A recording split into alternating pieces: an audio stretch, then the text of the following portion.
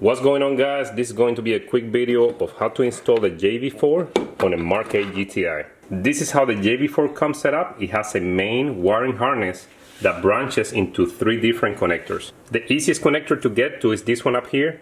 To disconnect, you pull the red tab back and then you press and pull. Once you disconnect the stock one, you're going to connect your JB4 plugs to each one of the sides. The second plug is right down here below this one. You got 2 plugs. You got this one right here and one right below it.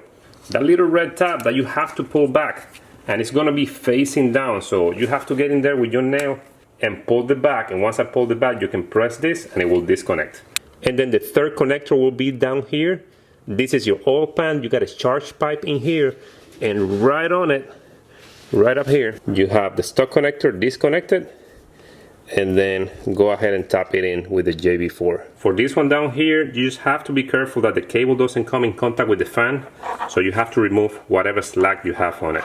In my case, I put a little zip tie down here, keep it all out of the way, and then route your tuner to wherever you're going to put it. Now that we connected the 3 plugs, now we have to connect this little one down here, and this one goes to inside the car.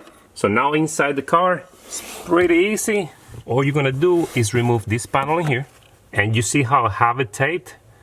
What actually goes in there is this little plug. So pull it towards you, that one comes out, and then you just push the cable. As you can tell, I put some tape in there because there is a metal cutout and I don't want the metal to touch my cable, and then I put a tape over it, that way I don't have any dirt coming inside the cabin. This is going to be how it's going to look like connected on the inside. Hide all the cables and then close the panel again, and boom, you're good to go. So on the other side we're going to come and you're going to see that little tab being pulled and a cable coming out of it, and then you can route it right behind the battery, and then you can put some zip ties, tape, whatever you want to use.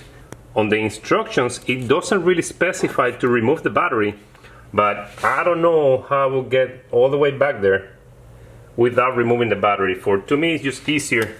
On the Mk8 it's a little different. You actually have a bracket.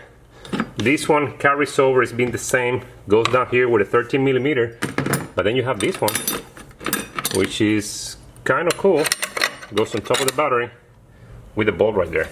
So yeah, little different. And then of course you have the blanket that we've had for generations now.